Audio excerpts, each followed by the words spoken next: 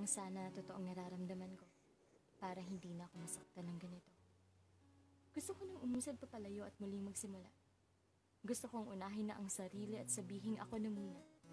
Gusto kong paniwalain ang sarili ko na hindi na kita minamahal pa, pero hindi ko kaya. Dahil sa kabila ng lahat ng sakit na ikaw ang dahilan, minamahal pa rin kita. Naiinis na ako sa sarili ko mismo. Alam kong hindi mo nakikita ang halaga ko sa buhay mo.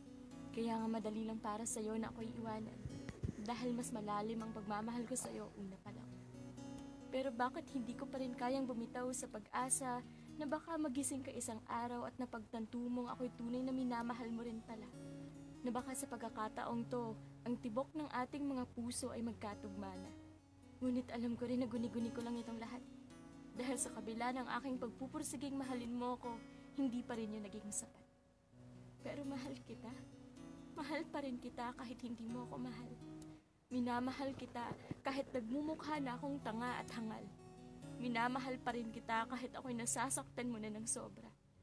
Kung pwede ko lang sanang burahin lahat ng nararamdaman ko para sa'yo, ginawa ko na. Kasi mahirap at masakit magmahal ng isang taong hindi ka naman mahal talaga. Ayoko nang maranasan to. Kaya kahit mahal pa kita, bibitawan ko na ng dahan-dahan ang pagmamahal ko sa'yo. Hindi ko nahahayaan ang sarili ko na magmakaawa ulit para lang mahalin mo. Hindi na magpupumilit para magkaroon man lang ng puwang dyan sa iyong mundo.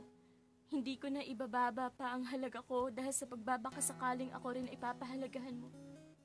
Unti-unti, dahan-dahan, kakayanin kong kalimutan ang pagmamahal na sa iyo ay ipinaramdam.